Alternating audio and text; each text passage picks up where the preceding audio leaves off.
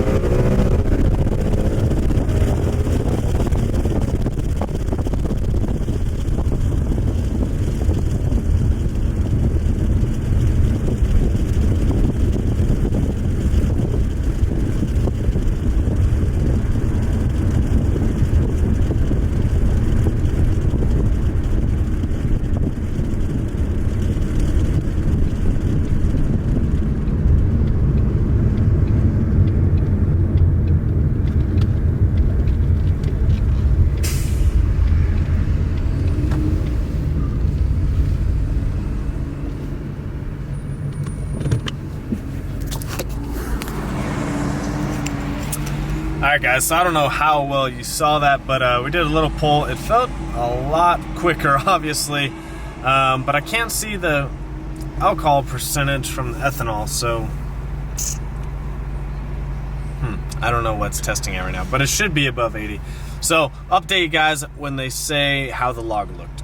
That was the first time it's not taken me more than like a couple hours in the DMV. So that was pretty quick. I hate going to the DMV. It's usually such a pain in the ass, but actually this one was a lot quicker than other ones I've been to. So the truck is pretty much ready to go. I do have to get inspected actually because I bought it out of state in Texas. Usually at the dealers, they do all the paperwork, they do all the inspections, but when you buy out of state, you have to get someone in Texas, in Amarillo, to inspect it, and then you have to register it yourself. But luckily, if you guys didn't know this, I'd have to pay tax on the new Ram 1500, but I traded down technically in value. So there is a tax credit from my other truck to this one, so I don't actually owe anything. I just have to pay to register it, which is like $100, and I think like $7 to do the inspection, if you guys are wondering. So I did send the log off to the guys at Lund Racing for the file, so they are looking it over, trying to make some adjustments if need be, and we'll update you guys when they email me back. All right guys, so just got an email back actually as I was driving, and he said everything looks really good, especially under watt. Pretty much hit the timing cap for E85 with where the car's at. So it's pretty much, I figured they'd be able to hit it pretty spot on with all the information you give them. Plus, like I said, the car's 100% stock, so there's not too much you can do with it via the tune. So now that it's good to go, we're gonna do a little watt so you guys can kind of see. I'll try and hold the camera. I don't know how well I'm gonna be able to do that, but he did say you can't read the ethanol content when you're on the strict E85 tune because it's tuned for E85 exactly. So when you're on the flex fuel tune, then it actually pops up with the ethanol reader so you can see what the ethanol content is at. So let's hop on the highway and do a little poll for you guys.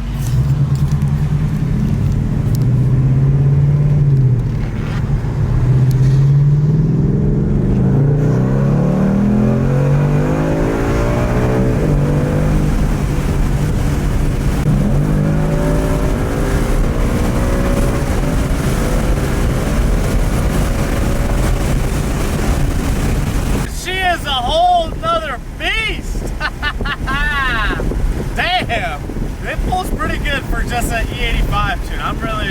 I'm honestly impressed. Like, it got going for sure. Damn, Lund Racing, you know what you're doing.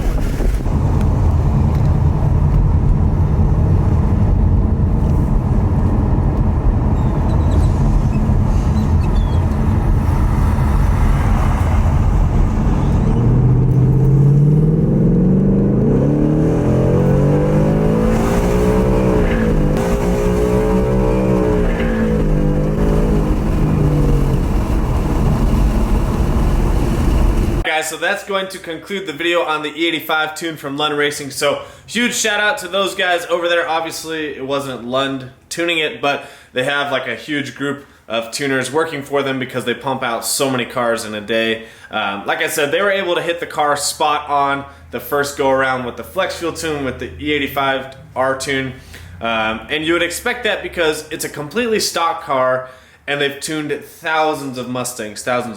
So it probably wasn't too hard for them to tune it. However, I really enjoy the car so far. I'll probably do a review on the tune in a couple weeks after I drive it a lot. But I have been driving it and I love how the car feels right now. It's hard to capture on camera, but I need to go run now a stock Mustang to see where the E85 tune compares. The flex fuel, I mean, there's a little bit of power, but it's not that great of difference. The E85 tune, there is a huge difference though. Like you really notice the power difference with the straight E85R tune. So that's probably the tune that I'll run all the time from now on, unless I want to go travel or something. And then it is nice because I have the flexibility to put the flex fuel tune in and not have to worry too much about the car. So if you guys are wondering, the flex fuel tune, you can see the ethanol content because it's showing you that the car is reading the ethanol content and adjusting the tune per the content percentage. When you're on the strict E85R tune is what Lund calls it, there is no ethanol content gauge because the tune is requiring you to run straight E85. So if you guys are wondering about the tune, there's a little bit of info for you, but I may do a full review on Lund Racing, but here's my short review. Super responsive people. They kind of get you in a queue and they get you in a time frame and they get you knocked out, and they're responding to you all day. Obviously they don't really respond on weekends because it's a normal job for these guys to tune cars, kind of like a Monday through Friday deal. However, I'm sure if you wanted to, you could pay for some type of track support if you're looking for that, maybe if you're going to the track.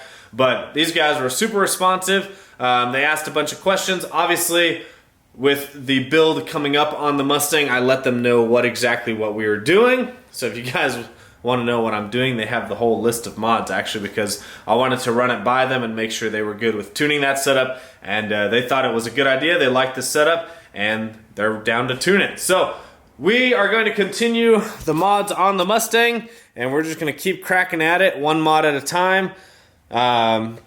I showed on my live feed, but I did delete the stupid sound tube that runs like right here, and I put a firewall plug in it. So let me show you guys real quick before we close this out. If you didn't catch the live, let's just show you real quick.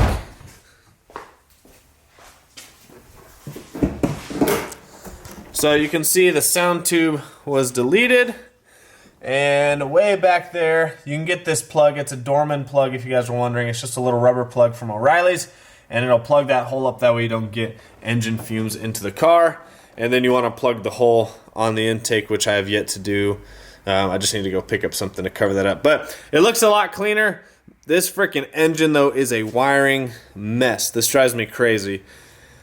I would like to tuck some of this stuff back, but man, that is a lot of shit.